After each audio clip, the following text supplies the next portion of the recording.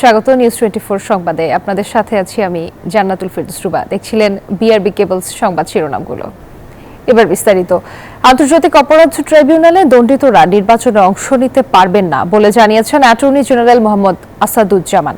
শনিবার রাজধানীতে এক অনুষ্ঠানে একথা বলেন তিনি। বলেন, আওয়ামী লীগ এখন নিষিদ্ধ। প্রত্যক্ষ বা পরোক্ষভাবে যারা তাদের সহযোগিতা করেছে তারা অপরাধী হিসেবে বিবেচিত হবে। জানান, সংবিধান নতুন করে লিখিত কোনো আপত্তি নেই, লেখা যেতেই পারে। বিতর্কিত সংশোধনীগুলো বাদ দিয়ে এটি আরও যুগোপযোগী করা সম্ভব। নির্বাচনের আগে আওয়ামী লীগের নিষেধাজ্ঞা উঠবে কিনা সেটা সরকারের পলিসির বিষয় বলেও জানান অ্যাটর্নি জেনারেল। আন্তর্জাতিক অপরাধ ট্রাইব্যুনালের যে আইন, সেই আইনে একটি সংগঠনের বিচার করার সুযোগ আছে। ফ্যাসিস্ট সরকার মানুষ হত্যা করেছেন, খুন করেছেন, গুম করেছেন, এবং সেই সরকারের যে রাজনৈতিক সংগঠন তার নাম বাংলাদেশ আওয়ামী লীগ। আইনে বলা হচ্ছে সেই সংগঠনেরও বিচার করার ক্ষমতা আছে। সেই সংগঠনের বিচারের মুখোমুখি হলে আইন যা তার স্বাভাবিক গতিতে যে পরিণতি হবে, সেই পরিণতি তাকেও ভোগ করতে হবে। বগুড়ায় শহীদ পরিবারের সাথে সাক্ষাৎ করেছেন এনসিপির কেন্দ্রীয় আহ্বায়ক নাহিদ ইসলাম সহ সংগঠনের নেতাকর্মীরা। সকাল 10:30টার দিকে শহরের পর্যটন হোটেলে শহীদ পরিবারের সদস্যদের সাথে কথা বলেন তারা। এ সময় নাহিদ ইসলাম বলেন, 1 বছর পূর্তিতে মানুষের কাছে গিয়ে শহীদদের স্বপ্নের জানান দিচ্ছেন তারা। আরো বলেন, শহীদ পরিবারের সার্বিক নিরাপত্তা নিশ্চিত করতে হবে। নির্বাচনের আগে বিচার ও সংস্কার করতে হবে। পরে কলোনি পলিটেকনিকের সামনে থেকে পদযাত্রা শুরু করেন তারা। পদযাত্রা শেষে সাতমাথা রোডে মুক্ত মঞ্চে পথসভা অনুষ্ঠিত হয়। সেখানে বক্তব্য রাখেন এনসিপি আহ্বায়ক নাহিদ ইসলাম, আখতার হোসেন, সাজ্জিস আলম, হাসনাত আব্দুল্লাহ, সামান্তা শারমিন, নাসির উদ্দিন পাটোয়ারি, ডাক্তার তাসনিম জারা। আমাদেরকে অবশ্যই রাজনৈতিক সংস্কৃতি চেঞ্জ করতে হবে। যেই গণঅভ্যুত্থানে আমরা মানুষ আমাদের পাশে এসে দাঁড়িয়েছিল, আমাদেরকেও মানুষের পাশে সবসময় থাকতে হবে। এবার জানাবো জুলাইয়ের দিনগুলির খবর। 5 জুলাই 2024 সেদিন ছিল শুক্রবার, সাপ্তাহিক ছুটি। ঢাকায় মিছিল সমাবেশ না থাকলেও ছাত্রদের ক্ষোভ ছড়িয়ে পড়ে জাহাঙ্গীরনগর, চট্টগ্রাম, খুলনা, দিনাজপুর, যশোর ও গোপালগঞ্জে। 6 ও 7 জুলাই ঘোষিত কর্মসূচি বাস্তবায়নে ছাত্রলীগের রক্তচক্ষু উপেক্ষা করে বাংলা ব্লকেডের প্রচারণা চালায় ছাত্ররা। অংশগ্রহণ বাড়ে নারীদের, যা সাহস বাড়ায় ছাত্র জনতাকে। বিস্তারিত জানাচ্ছেন মাসুদ সুমন। 24 জুলাই অভ্যুত্থান যেন এক আলোর মশাল। ইতিহাসের অন্ধকার গলি পেরিয়ে নতুন বাংলাদেশের সোপান। সরকারি চাকরিতে কোটা সংস্কারের দাবিতে টানা আন্দোলন শুরু হয় 5 জুলাই। শুরুতে এই আন্দোলন অহিংস হলেও তা পরে রূপ নেয় সংঘাতে। 5 জুলাই শুক্রবার, সাপ্তাহিক ছুটির দিন। ঢাকা শান্ত থাকলেও ছাত্রদের ক্ষোভ ছড়িয়ে পড়ে জাহাঙ্গীরনগর, চট্টগ্রাম, খুলনা, দিনাজপুর, যশোর ও গোপালগঞ্জে। বিশ্ববিদ্যালয় শিক্ষার্থীরা অবস্থান, বিক্ষোভ, সমাবেশ ও রাস্তা অবরোধ করে জানান প্রতিবাদ। জাহাঙ্গীরনগর বিশ্ববিদ্যালয়ের এই শিক্ষার্থী জানান, শুরুর সময়টা শিক্ষার্থীদের পড়ার টেবিল থেকে আন্দোলনের মাঠে আনাটা ছিল সবচেয়ে বড় চ্যালেঞ্জ। বৈষম্যবিরোধী ব্যানারটি আসলে জাহাঙ্গীরনগর থেকে এটার যাত্রা শুরু হয় এবং 1 জুলাই থেকে আমাদের এই কর্মসূচি শুরু হয়। আমরা 1 জুলাই যখন সবাইকে লাইব্রেরির সামনে, আমাদের যে সেন্ট্রাল লাইব্রেরি রয়েছে সেখানে সমাগম হওয়ার জন্য বলি, এবং আমরা আতঙ্ক ছিলাম এই কারণে যে বিশ্ববিদ্যালয়ের প্রশাসন আসলে সহযোগিতা করছিল না আমাদেরকে। তাদের উপস্থিতিতে, তাদের এক প্রকার নির্দেশে আমাদের উপর হামলা চালানো হয়। মূলত এ সময় থেকেই গোপনে আন্দোলন বেগবান করার কাজ শুরু করে বিভিন্ন রাজনৈতিক দলগুলো। ঢাকা বিশ্ববিদ্যালয়ের ছাত্রদলের সভাপতি জানান, 200-র বেশি হুলিয়া নিয়েও 24-এ বিএনপি নেতাকর্মীরা ছিলেন অদম্য, অকুতোভয় ও দুর্বিনীত। প্রথম দিকে যদি আমাদেরকে ফাইন্ড আউট করতে পারতো যে ছাত্রদল নেমে পড়েছে, এটা পলিটিক্যাল আন্দোলনে রূপ দেওয়ার চেষ্টা করা হতো, তখন কিন্তু প্রথম সপ্তাহেই এই আন্দোলনকে কিন্তু তারা একদম সর্বশক্তি দিয়ে দমন নিপীড়ন করে ফেলতো।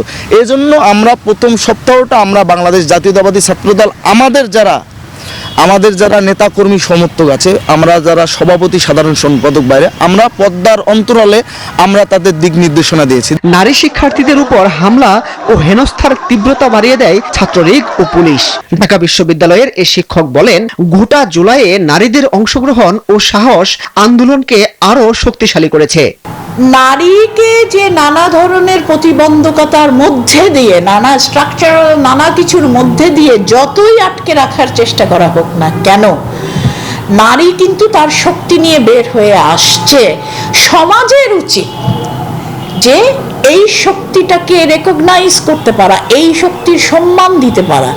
হ্যাঁ, সেটা করলে আমরা সেটাকে একটা সমসমাজ বলতে পারবো। আমার মনে হয় জুলাই বিপ্লবে যা যা কিছু সম্ভাবনা আমাদের সামনে দেখিয়েছে, তার মধ্যে আর একটা হচ্ছে এটা, তার মধ্যে যে নারীকে আমরা কতখানি পশ্চাৎপদ ভাবি, অথচ সে কতখানি আমাদের মধ্যে আছে। 7 জুলাই বাংলা ব্লকের বাস্তবায়নে 5 জুলাই ঢাকা, খুলনা, দিনাজপুর, যশোর, গোপালগঞ্জ, টাঙ্গাইল সহ বিভিন্ন বিশ্ববিদ্যালয়ে সমাবেশ করে শিক্ষার্থীরা। মাসুদ সুমন, নিউজ 24, ঢাকা। দলীয় প্রতীক হিসেবে শাপলা নিয়ে এবার দ্বন্দ্বে জড়ালো নাগরিক ঐক্য, জাতীয় নাগরিক পার্টি এনসিপি। একই দাবিতে দুই দলই আবেদন করেছে নির্বাচন কমিশনে।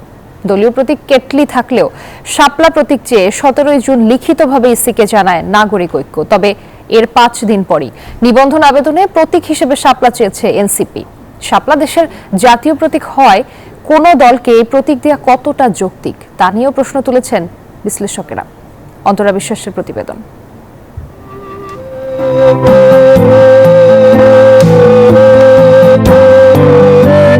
বাংলাদেশের জাতীয় ফুল শাপলা, যা নদীমাতৃক বাংলার প্রতিচ্ছবি। শাপলাকেই দলীয় প্রতীক হিসেবে চায় জাতীয় নাগরিক পার্টি এনসিপি। তবে বেশ কিছুদিন ধরেই এই প্রতীক নিয়ে প্রচারণায় সরব এনসিপি। কেটলি ছেড়ে শাপলা প্রতীক চেয়ে 17 জুন নির্বাচন কমিশনে আবেদন করেছে নাগরিক ঐক্য। নির্বাচন কমিশনের প্রতীক তালিকায় এবার শাপলা যুক্ত হতে পারে, এমন গুঞ্জনে আগে থাকেই শাপলা চেয়ে বসে মাহমুদুর রহমান মান্নার এই দলটি। এর 5 দিন পর 22 জুন দলের নিবন্ধন চেয়ে ইসিতে আবেদন করে এনসিপি। এ সময় তারা দলীয় প্রতীক চায় শাপলাকে। এরপর রাজনীতির মাঠে শাপলা প্রতীক নিয়ে মুখোমুখি এনসিপি ও নাগরিক ঐক্য। প্রশ্ন ওঠে, শাপলা তাহলে কার? নাগরিক ঐক্য প্রতিষ্ঠিত হয় 2012 সালের 1 জুন। এনসিপির চেয়ে 13 বছরের বড় নাগরিক ঐক্য মনে করে শাপলা প্রতীক তাদের প্রাপ্য।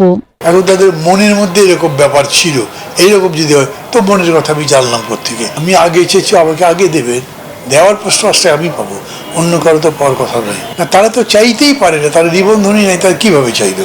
আর এনসিপি আত্মপ্রকাশ করে গত 18 ফেব্রুয়ারি। তাদের প্রত্যাশা, তরুণ নেতৃত্বে গঠিত দল হিসেবে শাপলা প্রতীক তারাই পাবে।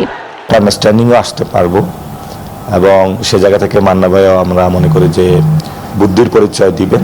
আশা করি যে এই বিষয়টা সলভ হয়ে যাবে। আমরা আসলে কোনো পলিটিক্যাল এই ধরনের কোনো ষড়যন্ত্রের অ্যাটলিস্ট মান্না ভাই থেকে দেখতে পাই না। অন্য কেউ এটা নিয়ে খেলতে পারে। নির্বাচন কমিশন একটি স্বাধীন প্রতিষ্ঠান হিসেবে তারা তাদের স্বাধীন স্বকীয় সত্তা এবং বিবেচনাবোধের জায়গা থেকে তারা প্রতীকের বিষয়ে তাদের সিদ্ধান্ত প্রদান করবেন। তবে শাপলা ছাড়াও দোয়েল প্রতীক চেয়েছে নাগরিক ঐক্য। আর এনসিপির বিকল্প পছন্দ কলম ও মোবাইল ফোন। দলগুলোর মতোই খানিকটা বিভক্ত বিশ্লেষকরাও। কারো মতে এনসিপিকে দেয়া যায়, আবার কেউ বলছেন শাপলার দাবিদার নাগরিক ঐক্য। আবেদনটা আগে যিনি করবেন তার একটা অগ্রাধিকার থাকে, সেই ক্ষেত্রে এইটার সিদ্ধান্ত নেওয়ার সময় কী ধরনের কথাবার্তা হয় এটা একটু দেখতে হবে। এবং এই ব্যাপারে নির্বাচন কমিশন স্বাধীন এবং তারা তাদের মতো করে সিদ্ধান্ত নেবেন, এর সাথে সরকারের কিছু করণীয় নেই। যেহেতু জাতীয় প্রতীকের অংশ এবং জাতীয় প্রতীকটা ডিল করে ক্যাবিনেট, ইলেকশন কমিশনের উচিত হবে ক্যাবিনেটের মতামত নেওয়া যে শাপলাকে কোনো দলের প্রতীক বা নির্বাচনের প্রতীক হিসেবে অন্তর্ভুক্ত করা যায় কিনা। সেটা চাও আমার কাছে একটু ইনডিসেন্ট মনে হচ্ছে, যে কেন তারা হঠাৎ করে, যেহেতু অন্য একটা পলিটিক্যাল পার্টি এনসিপিটা চাচ্ছে, অনেকদিন ধরেই চাচ্ছে এবং এটা নিয়ে ক্যাম্পেইন করছে, বিভিন্ন জায়গায় বলা বলি করছে, আলাপ আলোচনা হচ্ছে, তাহলে হঠাৎ করে মাঝখান থেকে অন্য একটা পার্টি কেন যাবে? এদিকে বাংলাদেশের জাতীয় মনোগ্রামে শাপলা থাকায় তা কোনো দলকে প্রতীক হিসেবে আদৌ দেয়া যাবে কিনা তা নিয়েও আছে ঢের বিতর্ক। তো ওই আলোচনায় যখন যাই আমরা, তখন ধানের শীষও আমাদের জাতীয় প্রতীকে আছে, তো সেটা নিয়ে কথা হয়। অন্তরা বিশ্বাস, নিউজ 24, ঢাকা। নেতাকর্মীদের প্রস্তুত থাকতে হবে, আমরা যেন তেন নির্বাচন চাই না, বলেছেন বাংলাদেশ জামায়াতে ইসলামীর আমির ডাক্তার শফিকুর রহমান। তিনি আরো বলেন, নতুন পুরাতন বুঝি না, আগামীতে যে কোনো ফ্যাসিবাদের বিরুদ্ধে কঠোর প্রতিরোধ গড়ে তুলতে হবে। যে শহীদরা রক্ত দিয়ে বাংলাদেশকে আমানত রেখে গেছে, সেই রক্তের সাথে কাউকে বেইমানি করতে দেব না। আমরা সেই রক্তের মূল্য দিতে চাই। ফেনীতে রুকন সমাবেশে যোগ দিতে যাওয়ার পথে কুমিল্লায় পৃথক 4টি পথসভায় অংশগ্রহণ করেন তিনি। সকালে কুমিল্লা সদর দক্ষিণ উপজেলার পদুয়ার বাজার পথসভায় তিনি এসব কথা বলেন। আমরা 14, 18 এবং 24 মার্কা কোনো নির্বাচন দেখতে চাই না। এ ধরনের কিছু আলামত আমরা লক্ষ্য করছি। যারা এই ধরনের অপকর্মের চিন্তা করছেন তাদের জন্য স্পষ্ট বার্তা, মানুষ রক্ত দিয়ে পরিবর্তন এনেছে, আবার প্রয়োজনে রক্তের বিনিময়ে পরিবর্তনকে শতভাগ সফল করবে। বেকারত্ব হ্রাস, দারিদ্র্য দূরীকরণ ও কার্বন নিঃসরণ কমিয়ে আনার জন্য মুসলিম দেশগুলোকে একত্রে কাজ করার আহ্বান জানিয়েছেন পরিবেশ ও বন উপদেষ্টা সৈয়দা রিজওয়ানা হাসান। সকালে গুলশানে আন্তর্জাতিক সোশ্যাল বিজনেস সামিটে আহ্বান জানান তিনি। রিজওয়ানা হাসান আরও বলেন, তরুণরাই পারে পরিবর্তন এনে সব বৈষম্য দূর করতে। তুরস্কের যুব ক্রীড়া প্রতিমন্ত্রী ডক্টর হালিস ইউনুস এসরোজ বলেন, ডক্টর ইউনুসের 3-0 তত্ত্ব ইতিমধ্যে তুরস্কের সামাজিক ব্যবসায় অনুসরণ করা হচ্ছে। বর্তমান সরকারের অধীনেই বাংলাদেশে একটি গ্রহণযোগ্য নির্বাচন হবে বলেও আশাবাদ ব্যক্ত করেন তিনি।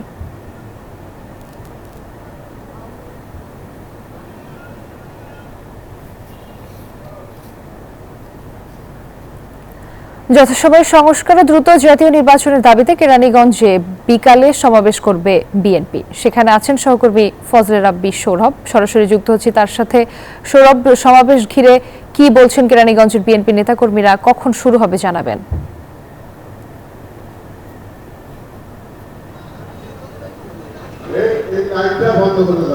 রুবা, আপনাকে ধন্যবাদ। আপনি যেমনটি বলছিলেন যে আজকে কিন্তু হচ্ছে ঢাকার দক্ষিণ কেরানীগঞ্জে চুনকুটিয়া সরকারি বালিকা উচ্চ বিদ্যালয়ে কিন্তু আজ কিছুক্ষণ পরে কিন্তু অনুষ্ঠিত হবে যথাসময়ে সংস্কার এবং দ্রুত জাতীয় নির্বাচনের দাবিতে কিন্তু এখানে আজকে সমাবেশ করবে বিএনপি, যেখানে প্রধান অতিথির বক্তব্য রাখবেন বিএনপির স্থায়ী কমিটির সদস্য বাবু গয়েশ্বর চন্দ্র রায় এবং একই সাথে প্রধান বক্তা হিসেবে এখানে বক্তব্য রাখবেন বিএনপির স্থায়ী কমিটির সদস্য সালাউদ্দিন আহমেদ। এর মুহূর্তে কিন্তু আমরা রয়েছি মূল মঞ্চে। আপনি যেটি দেখতে পাচ্ছেন যে আসলে কেরানীগঞ্জ থানা বিএনপির যে নেতাকর্মীরা রয়েছে তারা কিন্তু ইতিমধ্যেই কিন্তু এখানে উপস্থিত হয়েছেন এবং আরও যেসব বিভিন্ন পর্যায়ের যে নেতাকর্মীরা রয়েছেন তারা কিন্তু ইতিমধ্যে হচ্ছে খণ্ড খণ্ড মিছিল নিয়ে কিন্তু মূল মঞ্চে আসতে শুরু করেছে এবং তারা যেটি বলছেন যে আসলে লন্ডনে ডক্টর মোহাম্মদ ইউনুস এবং বিএনপির ভারপ্রাপ্ত চেয়ারম্যান তারেক রহমানের যে বৈঠকটি হয়েছে সেই বৈঠকের পর থেকে কিন্তু মূলত দ্রুত জাতীয় নির্বাচনের দাবিতে কিন্তু দাবি জানিয়ে আসছে বিএনপি। সেই দ্রুত জাতীয় নির্বাচনের দাবিতে কিন্তু আজ কিছুক্ষণ পরেই কিন্তু এখানে কিন্তু অনুষ্ঠিত হবে যে একটি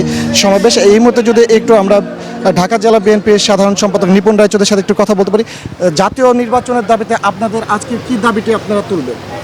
আমাদের একটাই দাবি হচ্ছে মানুষের গণতান্ত্রিক অধিকার পূর্ণ প্রতিষ্ঠা করতে হবে এবং গণতন্ত্রের ধারাকে ত্বরান্বিত করার জন্য নির্বাচন একটি অনিবার্য প্রথম ধাপ এবং নির্বাচিত সরকার দিয়ে জনগণ তার প্রতিনিধিত্ব নির্বাচন করবে, জনগণের সরকার জনগণ প্রতিষ্ঠা করবে, অর্থাৎ রাষ্ট্রের মালিক জনগণ, সে জনগণের হাতে রাষ্ট্রের মালিকানা পৌঁছে দেওয়ার জন্য বাংলাদেশ জাতীয়তাবাদী দল এই সংগ্রাম করেছে, লড়াই করেছে, গণতন্ত্রের নেতৃত্ব দিয়েছেন। বাকশালকে ভেঙে বহুদলীয় গণতন্ত্র, স্বৈরাচার এরশাদের পতনের মাধ্যমে সংসদীয় গণতন্ত্র, ফ্যাসিবাদ এই শেখ হাসিনার পতনের মাধ্যমে জনগণের হারিয়ে যাওয়া গণতন্ত্রকে আবার পূর্ণ প্রতিষ্ঠার জন্য আজকের এই সমাবেশ। ধন্যবাদ। যেমনটি জানছিলেন দর্শক যে আসলে হচ্ছে যে গত 15-16 বছরে যে জনগণ যেটি ভোট দিতে পারেনি সেই ভোটের অধিকার ফিরিয়ে দেওয়ার লক্ষ্যে কিন্তু বিএনপি আন্দোলন চালিয়ে যাচ্ছে এবং তাদের সেই যে আগামী যে জাতীয় নির্বাচনে যেটি ফেব্রুয়ারিতে যে নির্বাচনের দাবি উঠেছে সেই ফেব্রুয়ারিতে নির্বাচনের মধ্যেই কিন্তু তারা সেই দাবিটি জানিয়ে আসে। তো এই ছিল ঢাকার দক্ষিণ কেরানীগঞ্জ থেকে আমার কাছে বিএনপি সমাবেশের সবশেষ তথ্য। রুবা। সৌরভ, আপনাকে ধন্যবাদ। নিউজ 24 সংবাদে নিচ্ছে একটি বিরতির সাথেই থাকুন। আবারও স্বাগত নিউজ 24 সংবাদে। নবম সংসদ নির্বাচনে নেতৃত্ব দেওয়া সাবেক প্রধান নির্বাচন কমিশনার এটিএম শামসুল হুদা মারা গেছেন। তার বয়স হয়েছিল 83 বছর। শনিবার সকাল 9টায় গুলশানের নিজ বাসভবনে তার মৃত্যু হয়। পরিবারের পক্ষ থেকে জানানো হয় শামসুল হুদার মৃতদেহ ইউনাইটেড হাসপাতালে রাখা হয়েছে। শামসুল হুদা স্ত্রী ও মেয়ে রেখে গেছেন। তার মেয়ে যুক্তরাষ্ট্র থেকে দেশে ফেরার পর জানাজা ও দাফন কাজ সম্পন্ন করা হবে বলে জানিয়েছে তার পরিবার। ফখরুদ্দিন আহমেদ নেতৃত্বাধীন তত্ত্বাবধায়ক সরকারের সময় 2007 সালের 5 ফেব্রুয়ারি এটিএম শামসুল হুদা সিইসির দায়িত্ব নিয়েছিলেন। তিনি কাজ করেছেন 2012 সাল পর্যন্ত।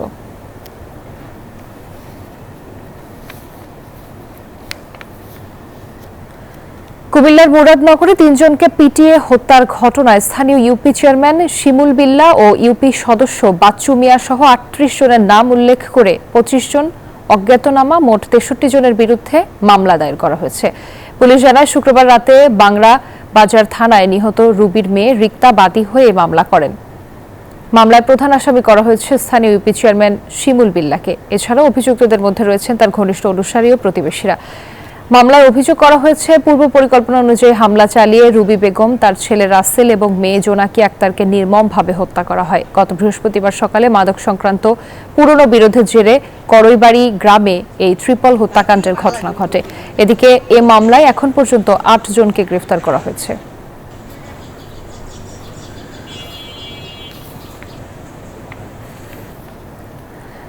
এদিকে কুমিল্লার মুরাদনগরে নারীকে নির্যাতনের ঘটনার মূল পরিকল্পনাকারী শাহ পরানকে জেল হাজতে পাঠিয়েছেন আদালত। সকাল 11টায় কুমিল্লা আমলি আদালতে তোলা হলে চিফ জুডিশিয়াল ম্যাজিস্ট্রেটের আদালতের বিচারক মুমিনুল হক তাকে পর্নোগ্রাফি আইনে জেল হাজতে পাঠানোর নির্দেশ দেন। এর আগে বৃহস্পতিবার রাতে কুমিল্লার বুড়িচং উপজেলায় অভিযান চালিয়ে শাহ পরানকে গ্রেফতার করে র্যাব। র্যাবের দাবি, গত 26 জুন ওই নারীকে ধর্ষণ ও নির্যাতনের ঘটনা নিয়ে সামাজিক যোগাযোগ মাধ্যমে ভিডিও ছড়িয়ে দেওয়ার নেপথ্যে রয়েছে শাহ পরান ও তার ভাই ফজর আলীর বিরোধ। ফজর আলীকে বিপদে ফেলে প্রতিশোধ নিতেই পুরো ঘটনা সাজিয়েছিলেন তার ভাই শাহ পরান।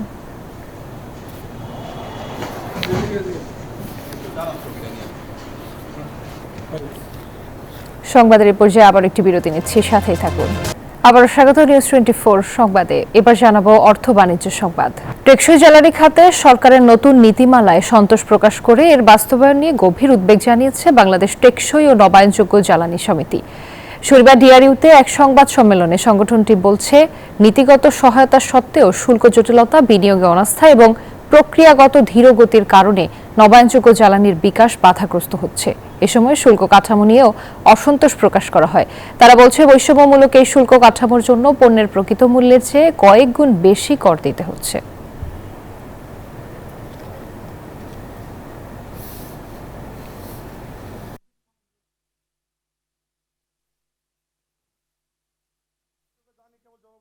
পূর্বে 37টি সৌর প্রকল্প বাতিল হওয়ায় বিনিয়োগকারীদের মধ্যে এক ধরনের অনাস্থা তৈরি হয়েছে।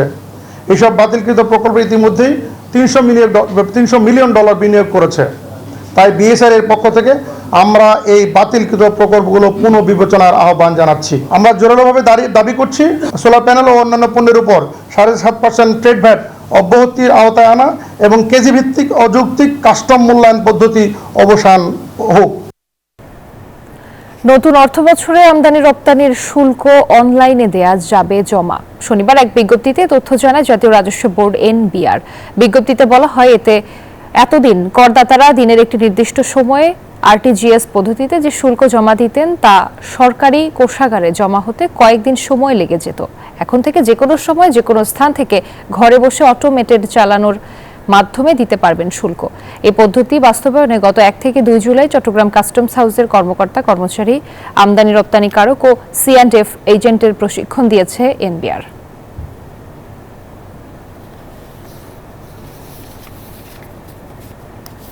এবার নিউজ 24 আন্তর্জাতিক সংবাদ। প্রাকৃতিক দুর্যোগে বিপর্যস্ত বিশ্ব। ইউরোপ জুড়ে তীব্র তাপদাহে নাজেহাল বাসিন্দারা। মৃত্যু হয়েছে অন্তত 8 জনের। এর মধ্যে যুক্তরাষ্ট্রের টেক্সাস অঙ্গরাজ্যে ভয়াবহ বন্যায় 24 জনের মৃত্যু হয়েছে। নিখোঁজ রয়েছেন অন্তত 20 জন শিশু। এদিকে বন্যার তীব্রতা বাড়ছে ভারত পাকিস্তানেও। ইউরোপে সবে শুরু হয়েছে গ্রীষ্মকাল। এরই মধ্যে হাঁসফাঁস অবস্থা মহাদেশের বেশিরভাগ অংশে। সপ্তাহ পার হলেও কমেনি তাপদাহের মাত্রা। কোথাও কোথাও তাপমাত্রা ছাড়িয়ে গেছে 46 ডিগ্রি সেলসিয়াস। বাড়ি থেকে বের হলেই অসুস্থতা বোধ করছে। চলতি সপ্তাহে আরও গরম বেড়েছে। এটা অব্যাহত থাকলে বাড়িতেই বসে থাকতে হতে পারে। চলতি বছর বৈশ্বিক উষ্ণতা রেকর্ড ছাড়াতে পারে। এরই মধ্যে ইউরোপের একাধিক দেশ পুড়ছে দাবানলের আগুনে। অসহনীয় গরমে মৃত্যুর পাশাপাশি হাসপাতালগুলোতে বাড়ছে রোগীর সংখ্যা। শুক্রবার হঠাৎ করে যুক্তরাষ্ট্রের টেক্সাসে ভারী বৃষ্টিপাত শুরু হয়। এতে গুয়াদালুপে নদীর পানি 45 মিনিটের মধ্যে 26 ফুট বেড়ে গিয়ে ভয়াবহ বন্যার সৃষ্টি হয়। কর্তৃপক্ষ জানিয়েছে অন্তত 20 জন মেয়ে শিশু বন্যায় নিখোঁজ রয়েছেন, যারা গ্রীষ্মকালীন একটি ক্যাম্পে অংশ নিয়েছিল। এরই মধ্যে বন্যা কবলিত এলাকাগুলোতে বড় পরিসরে উদ্ধার অভিযান চালানো হচ্ছে। এদিকে আরও অবনতি ভারত পাকিস্তানের বন্যা পরিস্থিতি। নিহতের সংখ্যা 1.5 শতাধিক ছাড়িয়েছে। ভারতের হিমাচলে চলতি সপ্তাহে আরও বৃষ্টিপাতের শঙ্কা রয়েছে। এদিকে ভয়াবহ অবস্থা পাকিস্তানের খাইবার পাখতুনখোয়ার বন্যা পরিস্থিতি, বাড়ছে হতাহতের সংখ্যা। মাসুদ রানা, নিউজ 24। নিউজ 24 সংবাদে নিচ্ছে একটা বিরতি, সাথেই থাকুন। আবারও স্বাগত নিউজ 24 সংবাদে। এশিয়ান কাপ নিশ্চিত হওয়ার পর থেকেই 2027 বিশ্বকাপে খেলার স্বপ্ন দেখছেন বাংলাদেশের নারী ফুটবলাররা। তুর্কমেনিস্তানের সাথে নিয়ম রক্ষার ম্যাচের আগে অধিনায়ক আফিদা খন্দকার জানালেন, শেষ ম্যাচটা জিতেই এশিয়ান কাপের মূল পর্বে ওঠা উদযাপন করতে চান তারা।